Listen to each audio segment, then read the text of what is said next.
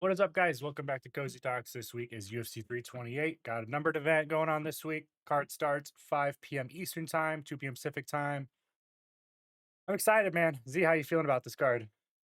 Oh yeah, I'm very excited for this. Big card, big card. We got ourselves two championship fights in the main event. If you guys haven't already, go ahead and drop a like. We really appreciate that. Leave a comment. Let us know how you're feeling about this event. And if you're not already, go ahead and subscribe. We really appreciate that. Hmm. I feel great about this card though. Very excited. Take us into our first fight on the card. Clayton Carpenter versus Jose Ochoa. All right. I got Jose Ochoa winning this actually. I think Ochoa will have the edge here in this fight. Both fighters, Oh, they wait. have the same record. Both of them taking their first two losses of their career in the UFC. But comparing the competition, the level Yeah. of competition of whom these guys have faced, I gotta go with Ochoa. I mean, Carpenter just lost to Philo, who then goes on to loses to a short notice Cody Durden. Ochoa knocked out Durden, by the way.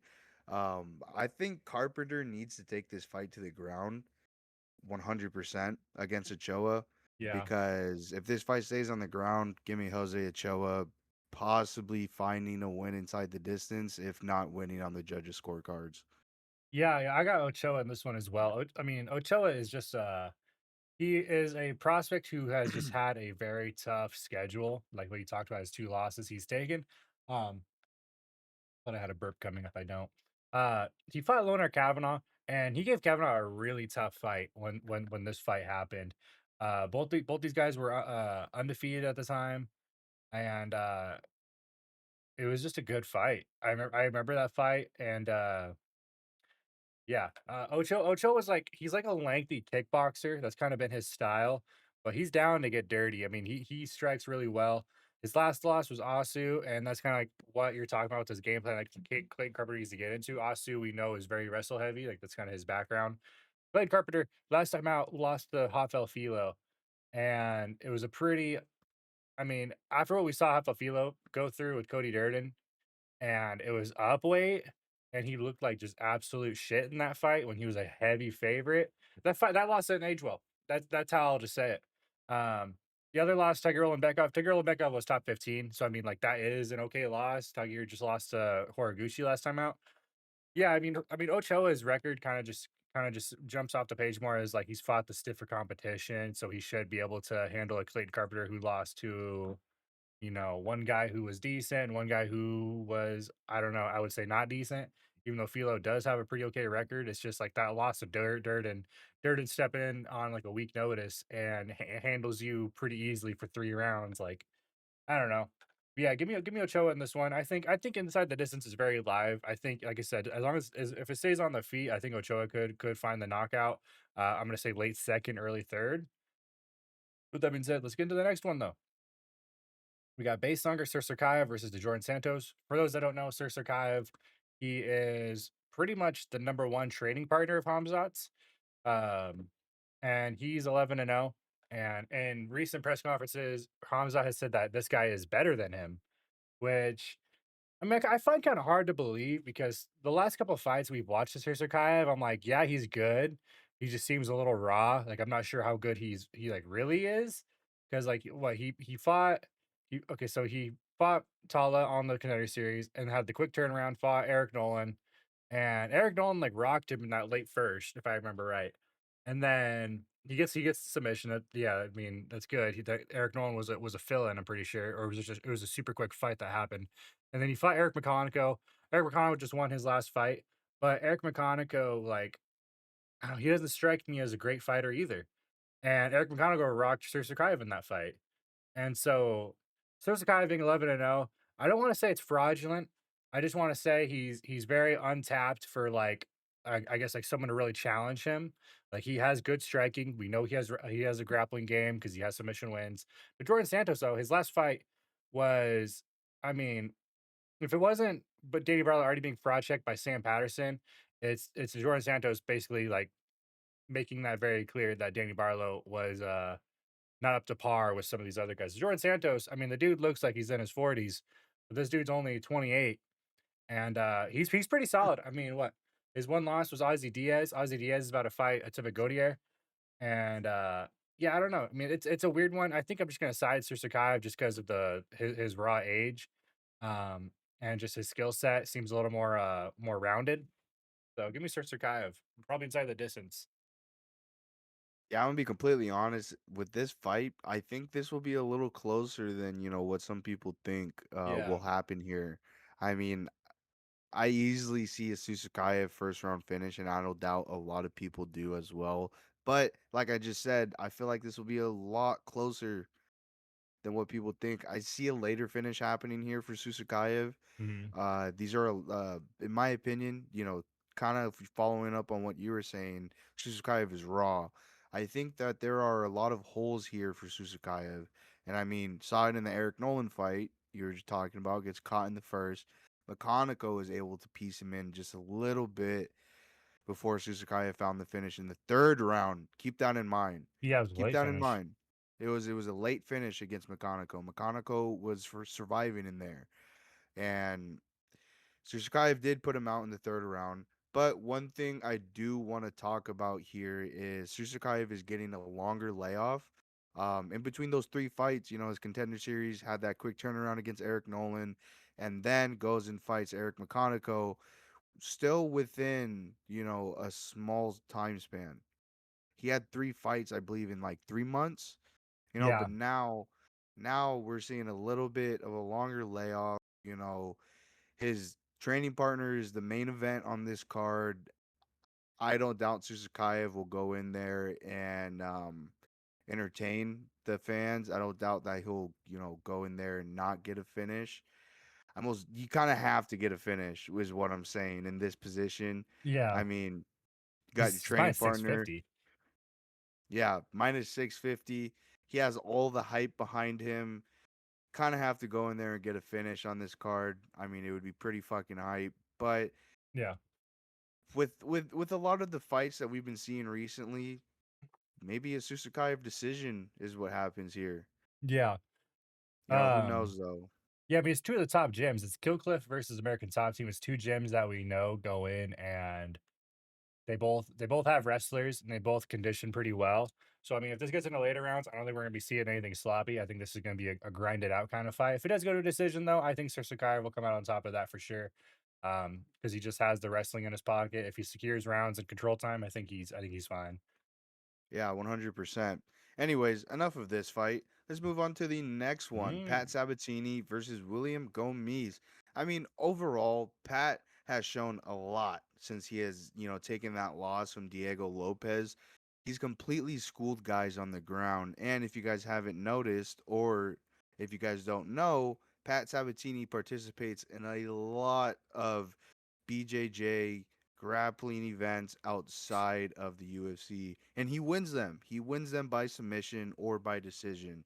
I mean, yeah, obviously it's a grappling event, but mm, anyways, um he Pat Sabatini makes the fight really grueling, a grueling grind type of fight. I mean, as soon as he gets on you, he's scrambling, he's getting on your back, he takes you down and he holds you there. I mean, he's very difficult to get off of or get him off of you.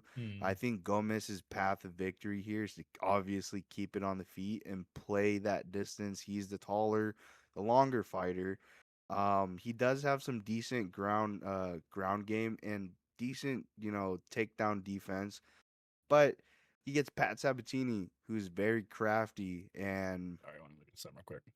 I think I think if Pat Sabatini could take it to the ground, he'll be very comfortable there and he could easily cruise to a win. So Pat Sabatini is the pick.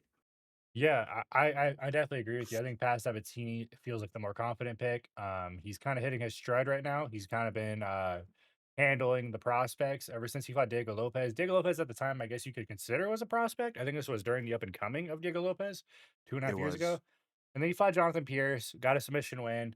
And then he fought Joanson Brito, and he was an underdog. I'm pretty sure he was a pretty sizable underdog in this fight against Brito, and he handled Brito. Brito was kind of the guy that we kind of gauge is like he seems like he's like a round one or bust because like we see his gas tank is pretty shit. Handled him, and then he fought Chepe. This was a big win because Chepe was like I think Chimaev was on a big win streak going into this one as well, and Pat handled Mhm. him with ease. Yeah, Pat is just difficult. If he gets you on the ground, I mean, you can just write it off, man. He is hard. He locks up the body triangle. He'll suffocate you. He just makes life terrible for you on the ground.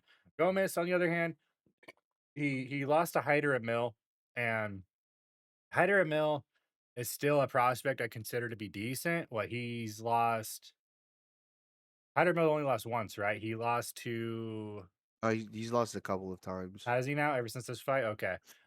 He beat Francis Marshall. Francis Marshall just handled Lucas Brennan for 3 rounds. Lost to Yenis. I don't even know who that is. He beat Joanderson Brito. Same thing, but he did it on a split. Gomez is just that kickboxer. He doesn't really have anything that really stands out to me. He just point fights. And Sabatini really looks to get fights done. If he doesn't get it done, I mean, his wrestling is just as dominant as a lot of other guys. I kind of compare him to like Aljo. He's kind of reminds me a lot of Aljo in the sense that like yeah, he's just very suffocating and dominant. So give me Sabatini to just continue the win streak, stretch it to 4, um, and maybe he'll get someone ahead of him in the rankings for once because it seems like he just keeps fighting down for some reason.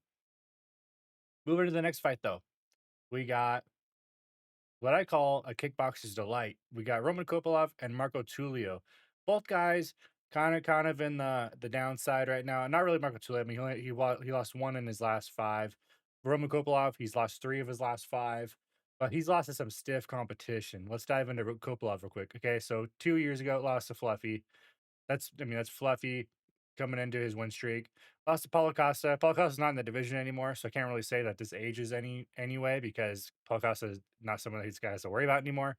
And then he lost to RoboCop, and RoboCop is, I mean, he's looking at his best right now. I mean, he just got his get back on Bruno Ferreira, and he did it in the first round. Marco Tulio lost to CLD. CLD, I mean, he's about to, if he's not already top 10, he's going to be top 10 here soon. He is just looking so polished. And he was a pretty sizable favorite against Marco Tulio, if I remember right. It wasn't a close fight. And I mean, he made it look that way. Marco Tulio in this one, though, I think he might be able to get this one done. I want to say this fight is probably going to go to the scorecards because, like I said, it's kickboxers to like. What we know about kickboxers is they point fight their ass off. But Tulio does get finishes. I mean, he finished what didn't he finish? He finished Trayshawn Gore, he finished Potera, and then he finished his contender series fight. Kopolov gets finishes as well, but I think Tulio just has a little bit more power. I think if he gets caught here, it's off of a Kopolov counter.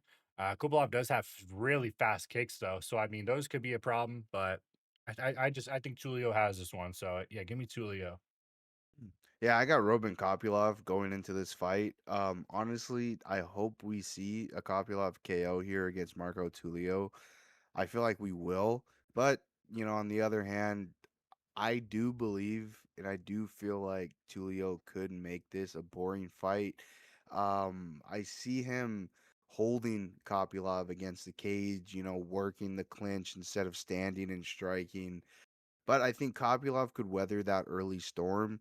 Tulio likes to put out, really likes to go in there and throw some really, really heavy strikes and, really sit on him. Like you were just talking about, Joe, I see Kopylov getting in there with a really good counter and wobbling Tulio. Mhm. Kopylov is very technical. He's a very technical kickboxer. His last 2 fights, lost by decision against fighters who just won their last fights by KO. Mhm. I don't think Tulio has the power to put Kopylov out. I mean, I could be wrong because he knocked out Trayshawn Gore. Trayshawn Gore went and finished what's his name? T-Rex arms. Um, Bagoyev. yeah, Bikoyev went and finished Bikoyev. I mean, honestly, I see Tulio gassing out here, and Kopylov makes him pay. So that's gonna be my pick here. Is Roman Kopylov KO? Maybe late third round. Okay. Anyways, going into the next fight on the card, the uncles. The uncles are back at it. They are drunk at the barbecue and they are arguing Yeah. and they are fighting. Jim fucking Miller versus Jared Flash Gordon. The pick is going to be Jim Miller in this fight. I don't know if maybe I'm just winging it here because Jared Gordon was in a fucking car accident recently. and he lost his last fight. He looked like shit. He didn't even, really look like he wanted to be there. And then afterwards, him and his coaches came out and were like, "Yeah, Jared Gordon got hit by a car." Yeah, just so you guys know. And yeah, it fucked up his knee. So sorry for the shit performance. But like I said, kind of winging it, and I'm going with the underdog here, Jim Miller. His recent losses are really justified. I mean, Hooper Hooper just got finished. He got finished twice in his recent fights, but Chase Hooper got this fight to the ground with Jim Miller and pretty much just had him in a pretzel the entire fight. Every single time he got the fight to the ground. Mm. Jim Miller never cracked though. Even though Hooper was throwing a bunch of fucking submissions at Jim Miller survived and lost by decision. Um, the other loss though, King Green. I mean, King Green does what King Green does. He put out a few prospects recently. Um, yeah, I mean, I got Jim Miller.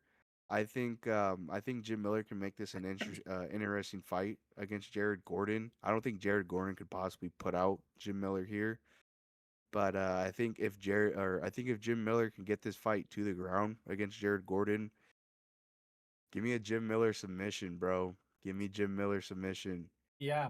Yeah, Jim Miller has kinda built his career off of being a high-level submission guy in MMA. I mean, he just had that matchup with Chase Hooper, and it was 2 grapplers going at it. Chase Hooper came out on top of that, but Chase Hooper's also kinda big for, or kinda long and lengthy for lightweight, so I think it was just a lot of problems that Jim Miller had to address. His striking's not really the greatest. I mean, we kinda like I said, it's kinda his bread and butter to just be a grappler. Jared Gordon has kinda built his career off of being the guy who almost beat Paddy Pimblett as of late. I mean, that's kind of what everyone kind of recognizes him as, and I mean, it kind of sucks to say that. I mean, he does have impressive wins. I mean, he beat Mark Manson, which was 2.5 years ago, and he beat Thiago Moises. Thiago Moises is just like he's very inconsistent, and that's kind of like I don't know, it's just one of those things. Jared Gordon, I don't know if he gets it done, it's gonna be him just avoiding takedowns. I mean, it sounds very simple, but I don't know how well it's gonna happen. He's gotta just manage range and just poke at the legs, be an annoying kickboxer, handle the legs of Jim Miller.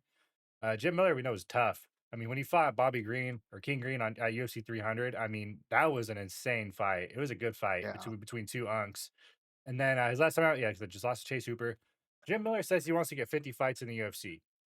Only way you're gonna get there is if you establish, a win, because I don't know if they're gonna want to keep you at, about to be 43, and then you lose your next one, and then they're like, "Well, what do we even set up for you, man? I mean, yeah, like we're you're about to trying to do you fucking favors, but you're like shit in the bed." But then and again, you're about to die. we got a guy named Tai Tuivasa who's on a 7-fight win streak who's somehow still in the UFC. But we're not going to talk about him because fuck him, lost us some money. But anyway, I got Jim Miller. I think if he doesn't get a submission, I think his control time on the ground will win it for him for sure. I think he'll be able to at least secure 2 rounds. So yeah, give me Jim Miller in this one. He is an underdog, and I don't know why Gordon's such a heavy favorite because we don't really know the status of his knee. I'm sure if we looked on social media, we could find out. But yeah, from that Rafa Garcia fight, his knee was blown out. He was wearing a knee brace on it. So who knows? We'll have to find out more about the status of that come fight night. Moving to the next fight though, we got some contenders? Question mark. Grant Dawson's more the contender than Bataus at this point, but Grant Dawson versus Mateusz Rebecki. Grant Dawson, he was ranked not too long ago, if I remember right. I don't remember if it was before this or if it was after this, but my pick in this one is gonna be Grant Dawson, and it's a slight lean because I think Rebecki is very durable and he's just violent. Grant Dawson is just he's a decision machine. Um, and we know he gets a lot of ground time. He's tall and he likes to grapple. I mean, he's just another guy like Chase Hooper for this division. I just think Grant Dawson is a little more polished on the feet than what we've seen from Chase Hooper. Chase Hooper on the feet just looks like shit. Striking defense isn't really there. But Grant Dawson, he does seem a little more competent on the feet. So I'm a little more confident in his skill set. Rebecki, he does have BJJ in his back pocket. I think he was a competitor for some other thing before he came to UFC and all that. Uh, Rebecki, his losses are pretty justified.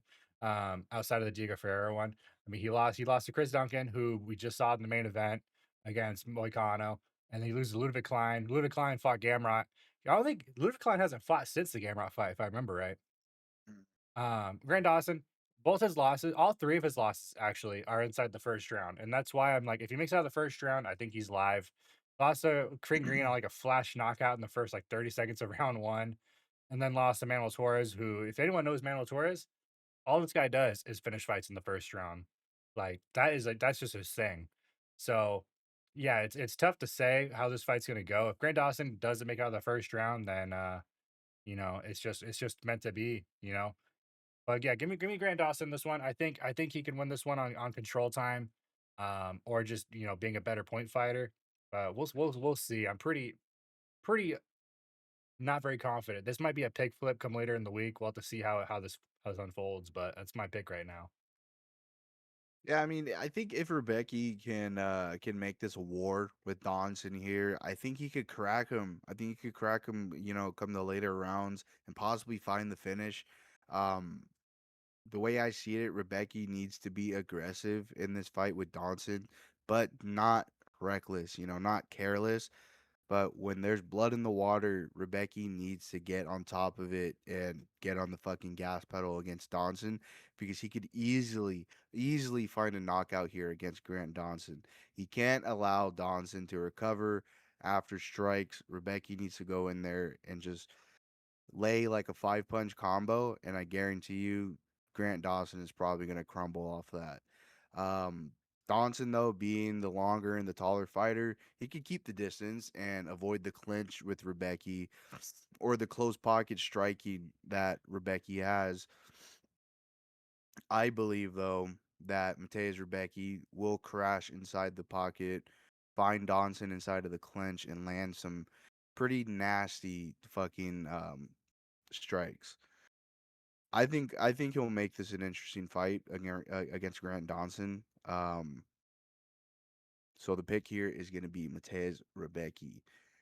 All right. Moving on to the next fight on the card, Hmm. Joel Alvarez versus Yaroslav Amosov. If you guys are not familiar with Amosov, he just beat Neil Magny in his UFC debut.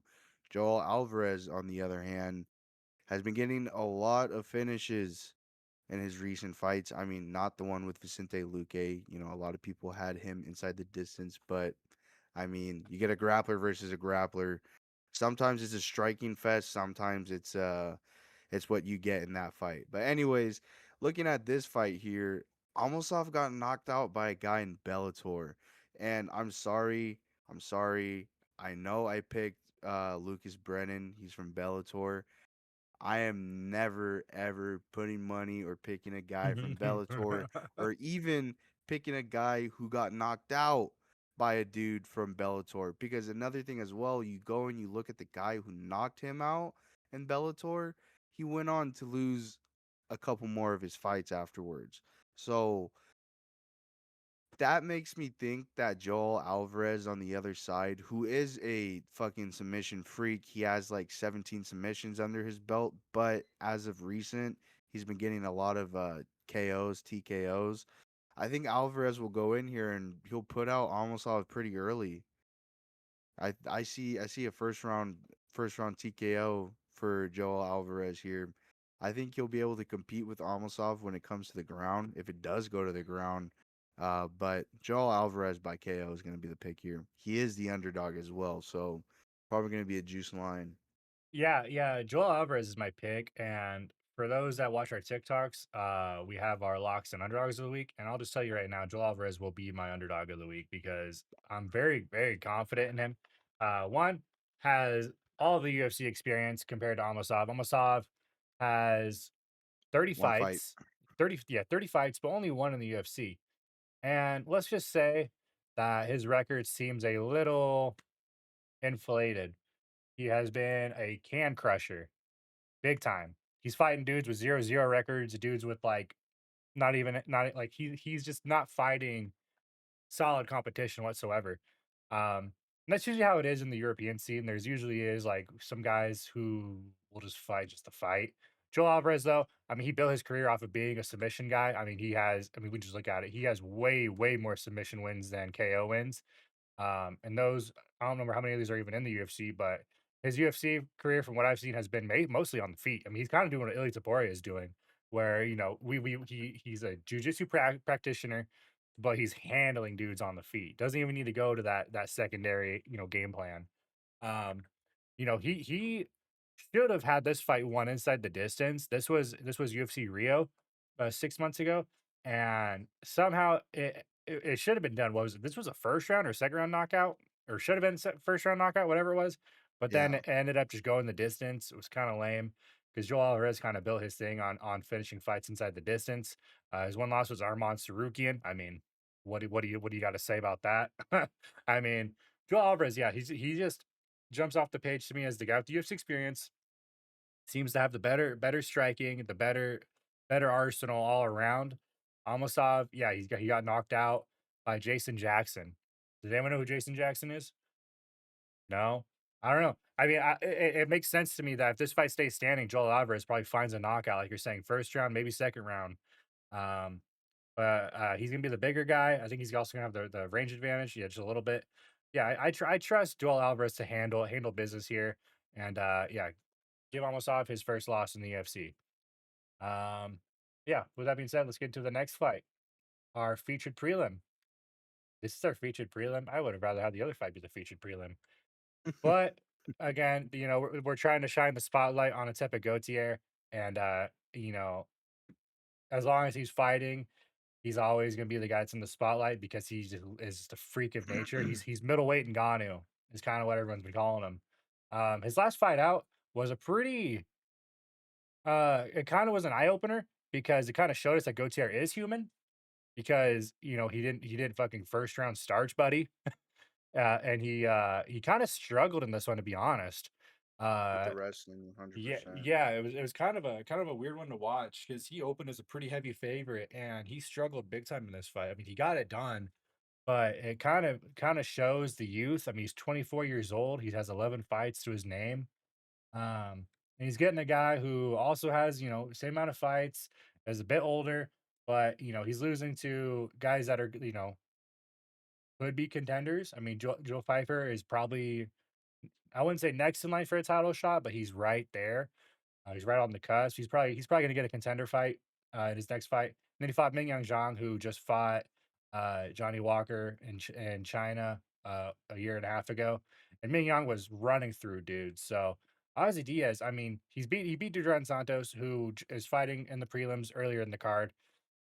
I mean, it's a tough. I think this is a good test, but I think Gautier should handle it. I think Gautier is probably gonna go and just swarm Diaz, kinda get back to what he's been doing, just come out heavy, throwing strikes, just throwing bombs.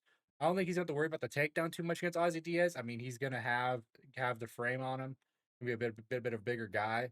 I trust Gautier to get this one, probably round 1 knockout. I mean, that's kinda just seems like the easy play here.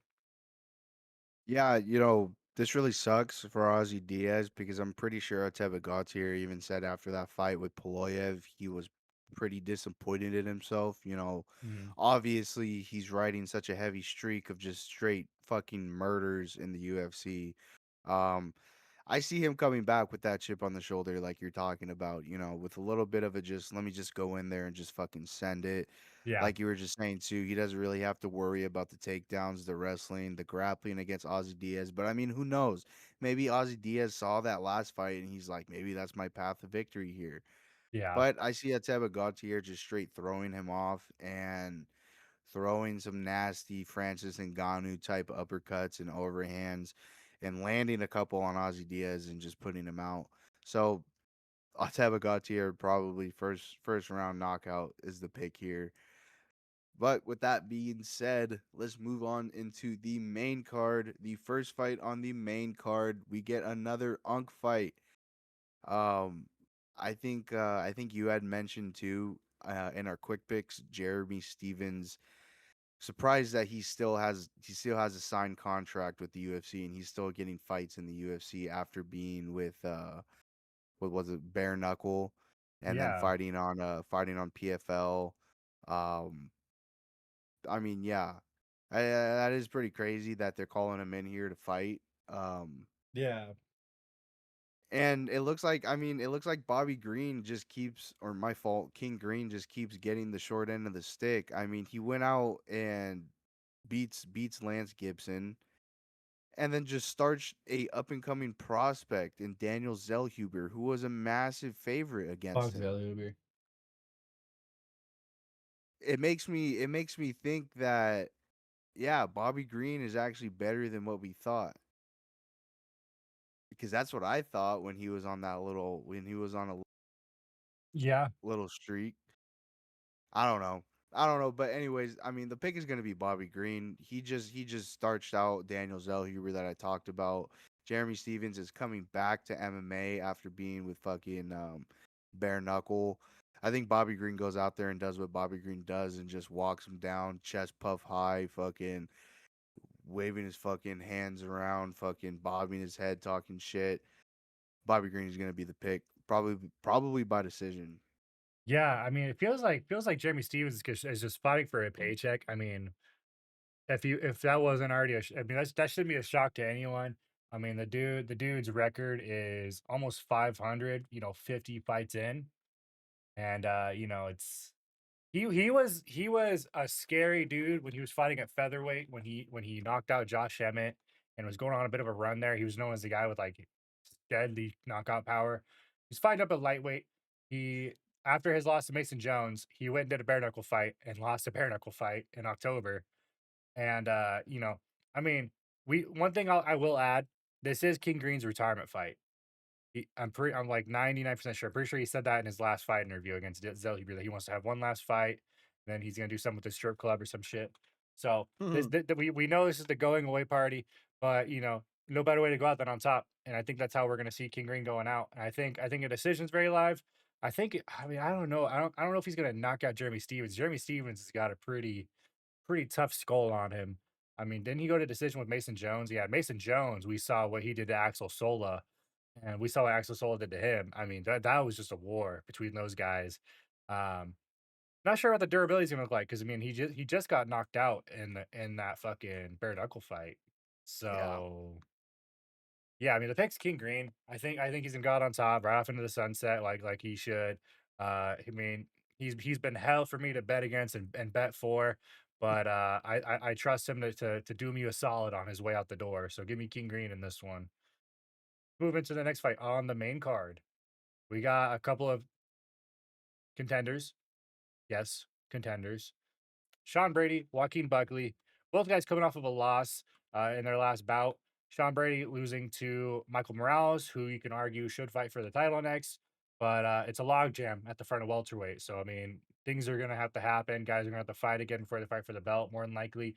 Joaquin Buckley lost to Kamaru Usman, showed a lot of holes in Buckley's game that he's not super proficient against wrestlers, and what I said in our quick picks video is that these guys are each other's like worst like possible matchup. Sean Brady struggles against power punchers, right? Struggled against Michael Morales, got start shot round one. Struggled against Bilal Muhammad, who claims to be a boxer but is a wrestler, but he knocked him out. And then Joaquin Buckley, yeah, lost to a wrestler. And Sean Brady, as we know, is a wrestler. Um, I think I gotta just trust Joaquin Buckley more. I think it's easier to learn how to defend a takedown than it is to defend a power punch. Uh, maybe I'm a little ignorant because I haven't had to worry about either. but I think Joaquin Buckley is gonna be able to just handle it. I mean, they're the same size, but he's got way longer reach. I mean, it's kind of crazy to see both these guys are 5'10" and one guy has a 76-inch reach. But Joaquin Buckley fights long and he's fast.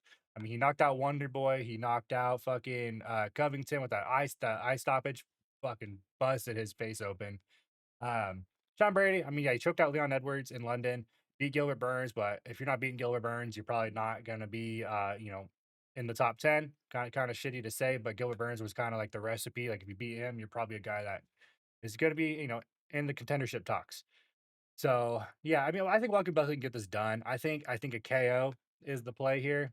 Probably second round if he doesn't get it done first. Depends on how Sean Brady approaches this. If he's going to be aggressive on shooting the takedowns and whatnot. But I think it's a problem for Brady if he keeps this standing. He needs to get it down to the ground. But yeah, Buckley's the pick inside the distance. Yeah, 100%. I got Joker Buckley going in there and getting it done against Sean Brady. I feel like Buckley learned a lot against that Kamaru Usman fight. I mean, Buckley went into that fight with a lot of fucking confidence. He even Mhm. went on social media and was like, "I'm gonna go out there and bust Kamaru Usman's cobblestone knees." Kamaru Usman was like, "Fuck you talking about?" And fucking went out there and schooled him. I mean, Sean Brady's wrestling compared to Kamaru Usman's wrestling, obviously Kamaru Usman is very elite, high level compared to Sean Brady, but I believe that Buckley will be the more aggressive and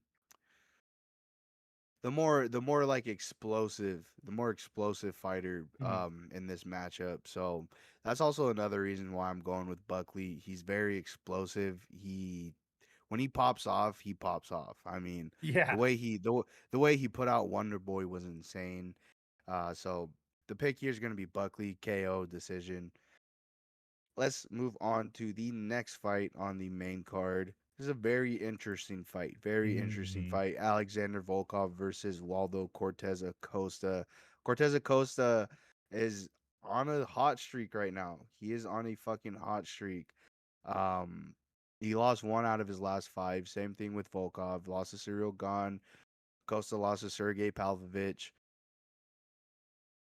The pick is gonna be Waldo Cortez Acosta. I think Waldo Cortez Acosta goes in there and plays very smart against Volkov. Because that's the thing, man. That's the thing is whenever I doubted Acosta and thought that he wasn't gonna be able to keep up, he wasn't gonna be able to push the pace. He does the exact fucking opposite, and he plays smart. He plays patient, and he waits, and he's a very very high IQ fighter, and based off of his last few fights, he's proven that. So I think against this fight, against obviously a taller, slightly longer fighter in Alexander Volkov, I see Cortez Acosta being smart here. I see Cortez Acosta waiting for Volkov to step in, Acosta landing some counters, landing some combos of his own as soon as Volkov steps in. Give me Waldo Cortez Acosta getting it done against the ranked number 2 Alexander Volkov. Yeah, this is a tough one because Volkov has, one of the best resumes for a UFC heavyweight at this time. I mean, he's fought all the top competition. I mean, basically everyone in the top 5 he's fought. Um, and he has kind of handled him. I mean, him and Sergey had a good fight, and he handled Sergey for 3 rounds. We were just waiting on the Sergey KO punch to come in, and he never even got close to it. Volkov handled him and just kept the range and kept the fight long. I mean, what are you gonna do when you're 6'7" with an 80-inch reach? I mean, it's kinda tough to get in on the body. The guy lands at a high clip. He was an M1 fucking kickbox champion. Um, and he's solid. Um, Beat Jailton Almeida last time out, and Almeida, was kind of a wet blanket in that fight, and he thought he did enough, but he did not land any damage with the takedown. So Volkov won because he was just the better fighter through 15 minutes. Acosta, this is gonna be his sixth fight in a 365-day span. So, I mean, at UFC heavyweight, you don't have to really worry about attrition. Really, I mean, you're not cutting weight to be honest. I mean, you're just fighting at whatever the hell you weigh. More than likely, you may be cutting like a few pounds tops. But I don't know, man. I don't see takedowns happening in this fight because both these guys defend the takedown pretty well. If you really want to try and compare any sort of sample size to what Waldo's fought versus what Volkov is, I guess you can go to the Robles to Spain fight and look at when Waldo fought Robles. Maybe we'll see a similar game plan. Maybe we'll see Robles try and get Volkov down to the ground. I don't think it's a very smart idea to try and do that. I mean, trying to lunge into a shot that we haven't seen you take in a long time. I mean, every fight he's fought has been really standing. And we fought Derek Lewis, talked about that Phantom Punch where he just kind of ate shit, and that was just that. Fought Shamil Gaziev, blew Gaziev apart, and then fought Anti Deliha, had that weird eye jab that happened against him, and then came back and knocked him out. D'Elia, I don't wanna say he's a bust. I'm not really sure how I feel about D'Elia because he's Tom Aspinall's training partner, and I mean, he lost what 2 in a row after he knocked out Tibura. He comes in, fights Costa, and then he fights one more time, and he loses that. I don't know. D'Elia's kind of a weird one. He lost to Sergey, and that to me, if I'm playing MMA math, Sergey is kind of the same sort of build as Volkov. Minus the kicking. Sergey's more of just a power puncher. Um, and he lost to Sergey. So, I don't know, Volkov to me seems like the pick. I mean, he is the favorite, but if Lawler gets it done, I think we can sign him up for the fast track to a title shot. I mean, 4 in a row against the cream of the crop in the top of the heavyweight division. I mean, he's been chipping away for the last year at the top 15. So, I think he's more than deserving if he can beat Volkov. With that being said, though, let's start getting into the title fights. Let's get into our co-main, Joshua Van Tatsuro Taira. This was originally scheduled for 327, but Joshua Van pulled out because he had a little, I think it was a hip or a leg injury. So they turned it back a month, and now here we are. So now we finally get it, and we can finally talk about it. Joshua Van Tatsuro Taira. Uh, First of all, my pick is going to be the contender Tatsuro Taira. I think it is going to be and new. And reason being is just how big Tuster Tyra looks like mass wise for this flyweight division. He's big. He has very high level wrestling. He's got very high level submissions. Joshua Van on the other side is just, we know what he is. He's blessed. He's got very clean boxing. He's got pretty decent takedown defense. Um and, yeah, I mean, he won the title, and what many argue was kind of a shit way. I mean, I don't really think you can argue it. I think it was a pretty shit win. Pantoja dislocated his elbow because he was, trying to post on the arm after a head kick. So it kinda sucks, but here we are. Uh, I think Tyra is just gonna handle him. I don't know if it's gonna be first or second round. I don't know what we're gonna see exactly, but I am anticipating a quick takedown shot that Joshua Van is gonna have to just wrestle his ass off this fight. I definitely think, you know, if you wanna play MMA math, both these guys fought Royval, and Joshua Van went bell to bell with Royval in what was probably the best fight of 2025. That fight was amazing. I think Zia and I have rewatched that fight multiple times. Hunter Tyra also had a great fight with Royval, but he came up short in that fight. If you guys watched that fight, I mean, it was a split, but that was a fun fight too. I fell asleep on the couch, so I don't remember. I had to rewatch it. but uh, but yeah, I think Tatsuro Tyra just to me just has a little more I don't know, a little more promise, I guess I want to say. I mean, it sounds kind of silly because like I've always picked Joshua Van as the underdog, but I think this is just a bad matchup. So yeah, give me Tatsuro Tyra. I think a submission is crazy, but I will just say Tatsuro Taira. I don't know really know how he gets it done. You know, I wish you had a little bit more faith sometimes, Joe.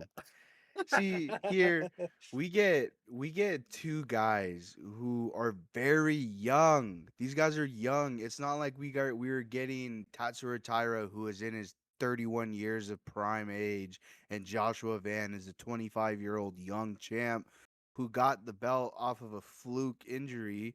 I'm gonna be honest, it was a fluke win against Pantoja. I mean, we'll never know what the outcome could be against Van versus Pantoja. Maybe we will if Pantoja comes back. Mhm. But with an injury like that, who knows? And a guy who's that dominant, who knows how that injury will affect Pantoja. But let's get into this fight here a little bit. The reason why I disagree with you here is because, like I said, both these guys are very young. Tatsuro Taira is only 26, Van's 24. There are a lot of room for mistakes to happen in this fight. And one thing I see happening here is obviously Tatsuro Taira being very, very, very aggressive with the takedowns, with the wrestling, trying to get Joshua down to the ground. Um, Joshua Van though has pretty good fucking takedown defense. He has really good takedown defense. I mean, he won against Bruno Silva, and we saw Bruno Silva go out and absolutely melt Hyung Sung Park, who Hyung Sung Park went up against Tyra. Yeah, Tyra bitched him, but It was short I notice don't know. too. It was short notice too, but I have faith in Joshua Van here. And the reason why is because Tatsuro Taira hasn't faced a striker like Joshua Van. What happens when Joshua Van defends a couple of takedowns and now Taira is like, okay, let me try to get a couple of strikes in. And Van lands a couple of nasty combos on Taira, and Taira is like, holy shit. And then it just kind of keeps going that way. Van gets taken down maybe a couple of times, but Tyra's getting pieced in, bro.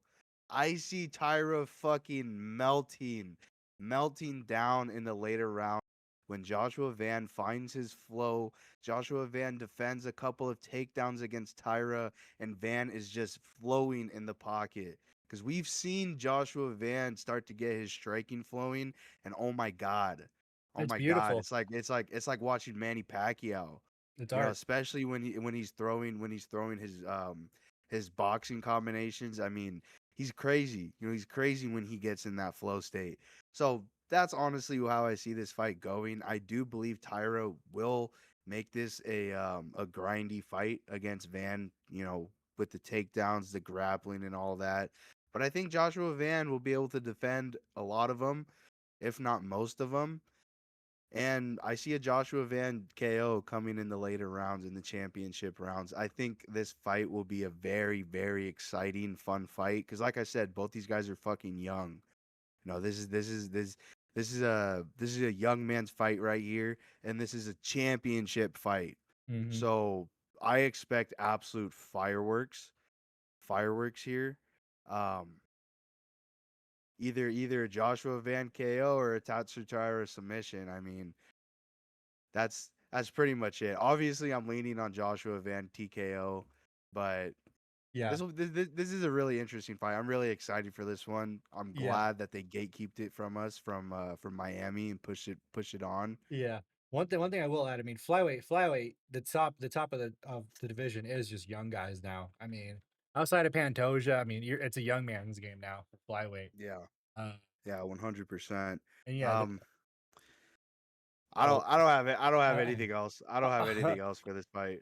all I was gonna say is don't expect any trash talk in this one. I mean, these are two of probably the most humble dudes. Fucking every interview, Tatsu Taira will hit you with that. I'm very happy, thank you. And Joshua Van, we just know Joshua Van's humble, bro. I mean, he doesn't really ask for much. He doesn't talk shit at all, but he'll back it up whatever he has to in the cage. So Oh, he'll let's 100%. let the hands do the talking. Now let's get into the main event, guys. Before we do that, if you guys haven't already, drop a like, drop a follow. Let us know who you guys have for your picks because Z and I are all over the board on this one. There's definitely a few fights that we're not agreeing on. So let us know who you're agreeing with. With that being said, let's get into the main event. Hamzat Chimaev versus Sean Strickland for the middleweight championship.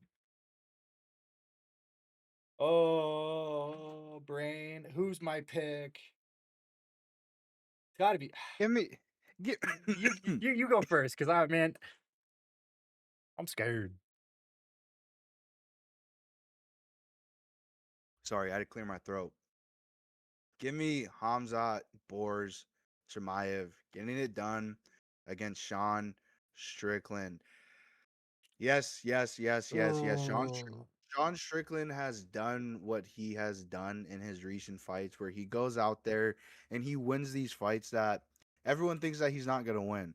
I mean, I know a lot of people who were on Strickland when he fought Anthony Hernandez, but the biggest fight is obviously, yeah, Joe, for example. The biggest fight is obviously Sean Strickland versus Izzy. That hasn't aged well. That yeah. hasn't aged well for Sean Strickland. I mean, Izzy was on the top of his game at that time. You know, just beat his former rival, got the belt back, and then Sean Strickland goes in and dog walks him for 25 minutes straight. Mm, And then Sean Strickland loses to DDP twice. Yes, he goes out there and starches Anthony Hernandez. But I just think that's just because Sean Strickland has such a weird fight style. I mean, we talk about it all the time. The jabs, the teep kicks, the marching straight in front of you no matter what you throw at him. He's just gonna be there in front of you with the high knees and the jabs. But we get a guy in Hamzat Chimaev who absolutely dominated the man who beat Sean Strickland twice recently.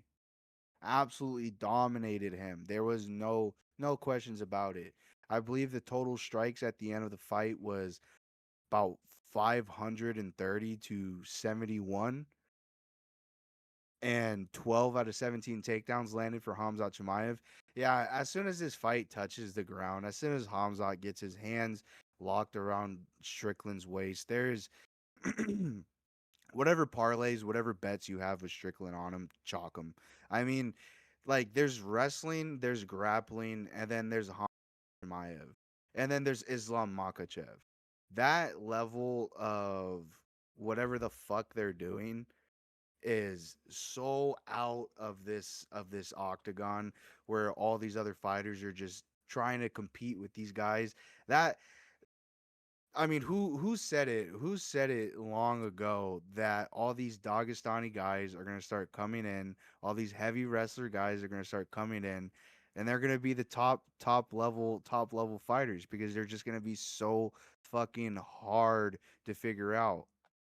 I mean, Chimaev literally lives, breathes, and eats fighting. Not only just with the striking, but with the grappling and the fucking wrestling. So yeah, give me Chimaev. Hopefully he could fucking find a finish in this fight. I would absolutely hate to be on Chimaev's side here and he goes to another boring hug fuck decision in a championship fight. I would be absolutely pissed. But there's been a lot of chirping amongst these guys, and hopefully we'll see some fucking violence in this fight. Yeah, I'm hoping we see this fight stay on the feet because I don't think I could handle back-to-back title shots or title fights between, the Tyra Van fight where I think that fight's probably gonna hit the ground quite a bit, and then, we go to this, and this probably might have the same exact outcome. That has me worried because, like, I would hate to watch 2 boring ass title fights. It's kinda like the one we saw Valentina Shevchenko fight, and then Yep, who was the other fight that was Marab. Merab. Like, if we say some shit like that happen again, like, oh, dude. But, just because 'cause I'm feeling silly, I'm gonna be on the other side of this. I'm picking Sean Strickland, and I picked Sean Strickland against Fluffy, and Fluffy's base was, it's similar to what people say would be able to match up well against Hamzat, and Sean answered that through 3 rounds and starched him. He derailed that win streak that Fluffy was on. I think it was a 7 or 8 fight win streak. And Fluffy was due for a title shot if he walked through Strickland. But Sean Strickland turned that away, and now here he is. And Sean Strickland has already beat the other guys that are at the top of this. So I think it is kind of deserved for him to be here. I mean, he beat Nasruddin Imavov like back like I was like 2 or 3 years ago. Knocked Um, him out too, didn't he? yeah, knocked him out. I mean, he's beat DDP, he beat Izzy for the title. I mean, he beat Paulo Costa. This was a boring ass fight. I mean, if you want to talk about a boring fight, the fight he had with Paulo Yeah. Costa was really fucking boring. Because that was Paulo Costa before he, really came into what his calling is to be a light heavyweight. Um, but yeah, I mean, Sean Strickland, the style is very unique. I mean, he has the Philly shell defense. He has the teeps. He has the marching knees, what we call it, and he has slick boxing. I mean, he spars all the time. He spars hard. We've seen him. These guys used to spar each other, and that's where a lot of the beef comes from. Was from the gym drama where Hamza would pick on all of, like the lower MMA fighters. And instead of, maybe fucking sparring Strickland, because Strickland doesn't like to just fuck around when he spars. He wants to get real work in. He spars Pereira whenever Pereira visits. So I understand why the beef is here because Strickland doesn't like seeing like shit like that, like being a lame training partner. One thing I'll just talk about is like, Strickland can't let this dude get to the body. Because when he fought DDP, granted, the first time DDP and Strickland fought, you could definitely argue that Strickland won that. But I think the damage to Strickland's face was kind of what may have swayed the judges, even though I thought Strickland won just off of reading numbers and whatnot. I thought he did more. But the damage was more apparent on the side of Strickland, so I think that's why he lost. And then he clearly lost the second one. I don't think it was really much of a question there. But if he just can't get taken down, and if he does, he needs to figure out how to get the hell up. Um, but yeah, I think Strickland is live for a finish because if this stays standing, I think we all know the striking competence is on the side of Strickland. I mean, when Gilbert Burns and Hamzat fought, Gilbert fucking rocked the shit out of Hamzat in that fight. And but that's someone who has, very credentialed BJJ, a guy that Hamzat probably didn't want to go to the ground with because he was, a bit worried about that. But, he's gonna have to in this one. I don't think it's smart for Hamzat to stay standing, but I think because this beef, is top 3 of UFC all time, like, you can really compare this beef to, like, the Conor and Khabib. You can compare this to, like, the Chael Sonnen and Anderson Silva. You can compare this to a lot of, like, historic beefs, Tito Ortiz, Chuck Liddell. Like, this is up there. These guys do not like each other, and, if we go in and we see some shit like what we saw in the Mokaev Cop fight, where these guys just don't fucking try and kill each other and it becomes like a fucking like chess match for 5 rounds, I'm gonna be pissed. I expect violence. I expect that line for not going the distance to be fucking juiced because that's what I think everyone should expect. But I'm gonna side with Strickland to get his belt back, and we'll see what happens. But I'm not very confident in it, but I've been thinking about Strickland all week. No homo, but I think he's my pick for this week.